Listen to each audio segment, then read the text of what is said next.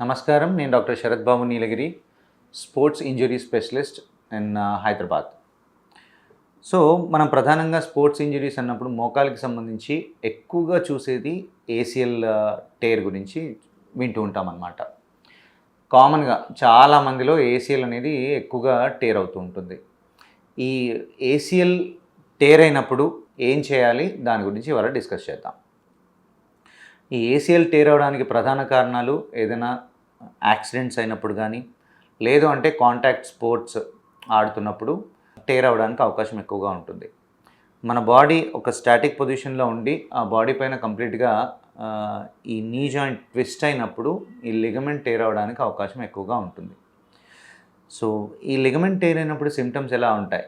Tear అవ్వగానే మనకి pain ఎక్కువగా ఉండడము, వెంటనే స్వెల్లింగ్ ఎక్కువగా ఉండడం అనేది చూస్తూ ఉంటాం. సో, ఇలా అయినప్పుడు స్వెల్లింగ్ ఎక్కువగా ఉన్నప్పుడు ప్రధానంగా మనం నిర్ధారించుకోవాల్సింది ఏంటి అంటే ఫ్రాక్చర్ ఉందా లేదా అనేది రూల్ అవుట్ చేసుకోవాలి. దానికోసం ఎక్స్‌రే ఒకటి చేసుకుంటే మనకి హెయిర్ లైన్ ఫ్రాక్చర్స్ ఏదైనా ఉన్నాయా, లేదా ఈ ఏసీఎల్ ఏంటి అంటే ప్రధానంగా ఎక్కువగా ఈ టిబియల్ అటాచ్మెంట్ అంటాం. కాలు భాగం నుండి ఇది బోన్‌కి అతుక్కుని ఎముకకు అతుక్కునే దగ్గర నుండి అవల్స్ అవ్వడానికి అవకాశం ఉంటుంది. బోన్‌తో పాటుగా అవల్స్ అవ్వడానికి అవకాశం ఉంటుంది. సో, ఈ అవల్షన్ని మనం ఫస్ట్ రూల్ అవుట్ చేసుకోవాలి. ఈ ఏసీఎల్ అవల్షన్ ఇంజరీస్ ఉన్నప్పుడు ఇమ్మీడియట్‌గా సర్జరీ అవసరం ఉంటుంది. ఈ బోన్ ఏదైతే పైకి లేచిందో దాన్ని ఫిక్స్ చేసినప్పుడు ఆర్థోస్కోపీ సర్జరీ అంటే కీహోల్ సర్జరీ ద్వారా ఈ అవల్షన్ని ట్రీట్ చేయవచ్చు. ఇది తొందరగా ఫిక్స్ చేసినప్పుడు ఆ బోన్ నార్మల్గా అతుక్కోవడానికి అవకాశం ఉంటుంది. తర్వాత అన్ని యాక్టివిటీస్ చేయడానికి అవకాశం ఉంటుంది. సో, ఫ్రాక్చర్ లేదు అనుకోండి 2 నుండి 3 వారాలు కంప్లీట్‌గా రెస్ట్ తీసుకోవాలి. నొప్పి ఎక్కువగా ఉంది, వాపు ఎక్కువగా ఉంది అన్నప్పుడు కంప్లీట్‌గా నీని ఇమ్మొబిలైజ్ చేసి 2 నుండి 3 వారాలకి రెస్ట్ తీసుకోవాలి. తీసుకున్న తర్వాత మనకి నొప్పి ఎప్పుడైతే తగ్గిందో అప్పుడు మళ్ళీ ఎగ్జామినేషన్ చేస్తాం. ఎగ్జామినేషన్‌లో ఎప్పుడైతే ఇన్‌స్టెబిలిటీ నేను చూశాననుకోండి, ఎవరికైతే చేస్తున్నప్పుడు ఇన్‌స్టెబిలిటీ అంటే నార్మల్‌గా ఏసీఎల్ ఉన్నప్పుడు కాలుని ముందుకి నేను ఫోర్స్ఫుల్గా లాగినప్పుడు అది ముందుకు రాదు. ఏసీఎల్ డెఫిషియన్సీ ఎవరికైతే ఉందో కాలు స్ట్రైట్గా కానీ ఒక 30 డిగ్రీస్లో నేను ముందుకు లాగినప్పుడు ఈ కింది భాగం ఎముక కింది లెగ్ భాగం అనేది ముందుకు రావడానికి అవకాశం ఉంటుంది. దాన్నే యాంటీరియర్ డ్రాయర్ టెస్ట్ అంటాం. ఈ యాంటీరియర్ డ్రాయర్ టెస్ట్లో మనకి లిగమెంట్ ఇంజరీ ఉందని అనుకున్నప్పుడు ఎంఆర్ఐ చేసి దాన్ని నిర్ధారిస్తాం. సో, ఈ ఎంఆర్ఐలో మనకి ఏం తెలుస్తుందంటే ఏసీఎల్ కంప్లీట్గా టేర్ అయిందా లేదా, దాంతోపాటు అసోసియేటెడ్ ఇంజరీస్ ఏమున్నాయి, మెనిస్కస్ అనే టిష్యూస్లలో ఏమైనా ఇంజరీ ఉందా అనేది మనకు తెలుస్తుంది. సో, ఏసీఎల్ టేర్కి ఎప్పుడు ఆపరేషన్ అవసరము అంటే ఎవరికైతే యాక్టివిటీ లెవెల్స్ ఎవరైతే స్పోర్ట్స్ పర్సన్స్ ఉన్నారనుకోండి, కంప్లీట్ ఏసీఎల్ టేర్ అంటే కనుక వాళ్ళకి కంపల్సరీ ఆపరేషన్ అవసరమే. స్పోర్ట్స్ పర్సన్స్ కాదు, నార్మల్ యాక్టివిటీస్ చేసుకునే వాళ్ళు, ఎక్కువగా స్పోర్ట్స్ ఆడరు, వాళ్ళలో ఏంటంటే ఇన్స్టెబిలిటీ అనేది చూస్తాం. వాళ్ళు ఎప్పుడైతే నార్మల్గా నడుస్తున్నప్పుడు కాలు బెనకడం అవుతుందో ఇది రెగ్యులర్గా అవుతూ ఉంటే వాళ్ళు డెఫినెట్గా ఆపరేషన్ చేసుకోవాలి. ఎందుకంటే ప్రతిసారి కాలు బెనికినప్పుడు ఏమవుతుందంటే ఈ కార్టిలేజ్లో డ్యామేజ్ ఎక్కువ అవ్వడానికి అవకాశం ఉంటుంది. అలాగే ఈ నీ జాయింట్ లోపల ఈ షాక్ అబ్జార్బర్స్ మెనిస్కస్ ఉంటాయి. ఈ మెనిస్కస్లో కూడా టేర్ అయ్యి ఆ టేర్ ఇంక్రీజ్ అవ్వడానికి అవకాశం ఉంటుంది. సో, ఇన్స్టెబిలిటీ ఉన్న వాళ్ళకి కంపల్సరీగా ఆర్థోస్కోపీ ద్వారా ఏసీఎల్ రీకన్స్ట్రక్షన్ సర్జరీ అనేది చేయాలి. సో, ఏసీఎల్ రీకన్స్ట్రక్షన్ సర్జరీ అనేది ఎలా చేస్తాం? ఇది కీహోల్ సర్జరీ ద్వారా చేస్తాము. అండ్ 2 హోల్స్ మోకాలికి చుట్టూ జాయింట్ లోపల 2 హోల్స్ చేసి ఒక హోల్ నుండి కెమెరా పాస్ చేసి ఇంకో హోల్ నుండి కంప్లీట్గా రీకన్స్ట్రక్షన్ అనేది కంప్లీట్ చేస్తాం. సో, ఏసీఎల్ ఈ కంప్లీట్గా టేర్ అయిన లిగమెంట్ ప్లేస్లో మనం వేరే లిగమెంట్ అనేది అవసరం ఉంటుంది. దాన్నే గ్రాఫ్ట్ మెటీరియల్ అంటాం.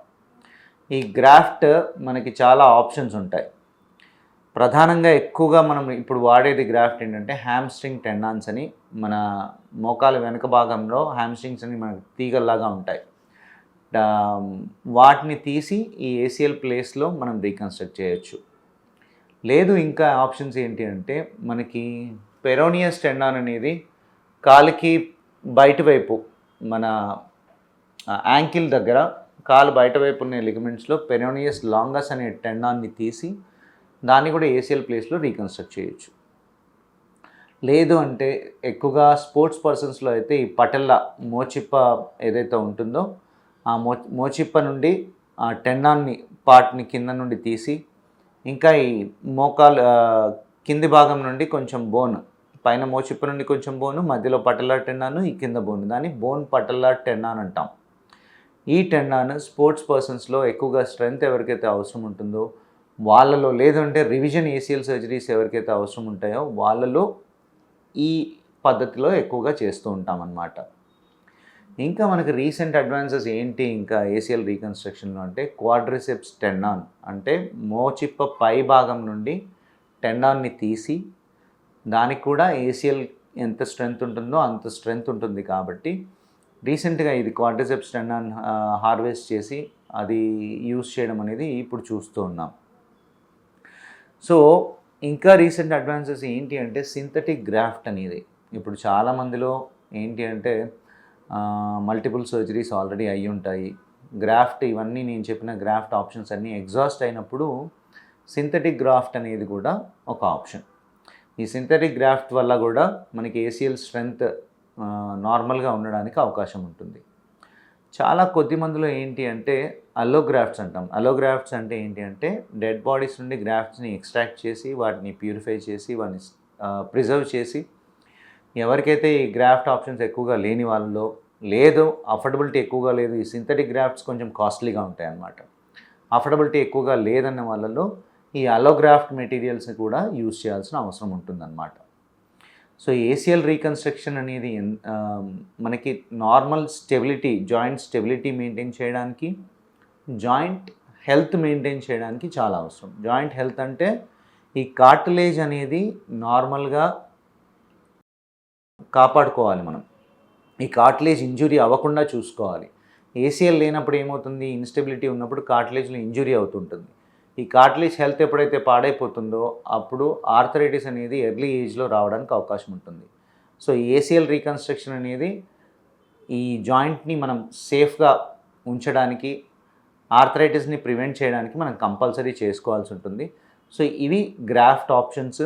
రికవరీ అనేది ఏసీఎల్ రీకన్స్ట్రక్షన్ తర్వాత 3 వారాల తర్వాత మళ్ళీ నార్మల్ వాకింగ్ చేయడానికి అవకాశం ఉంటుంది. స్పోర్ట్స్ యాక్టివిటీస్ ఇవన్నీ చేయడానికి 6 నెలల తర్వాత కొంచెం ప్రాపర్గా రీహాబిలిటేషన్ ఇదంతా అయిన తర్వాత 6 నెలల్లో మళ్ళీ స్పోర్ట్స్ ఆడడానికి అవకాశం ఉంటుంది.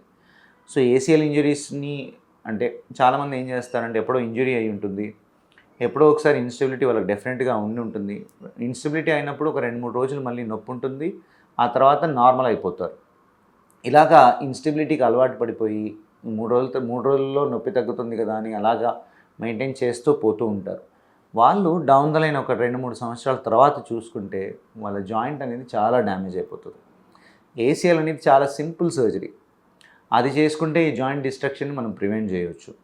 లేదు నెగ్లెక్ట్ చేసిన వాళ్ళలో ఈ ఏసీఎల్తో పాటు కార్టిలేజ్ డ్యామేజ్ ఎక్కువగా ఉంటుంది, తర్వాత మెనిస్కస్లో టేర్స్ రావడానికి అవకాశం ఉంటుంది. కొన్నిసార్లు ఈ కార్టిలేజ్ డ్యామేజ్కి మనం సర్జరీలు కూడా చేయలేము, ఆ స్టేజ్ వరకు కూడా వెళ్ళే అవకాశం ఉంటుంది. సో ఏసీఎల్ ఇంజురీని నెగ్లెక్ట్ చేయకుండా ప్రాపర్గా ట్రీట్ చేసుకుంటే మళ్ళీ నార్మల్ యాక్టివిటీస్ చేసుకోవడానికి అవకాశం ఉంటుంది.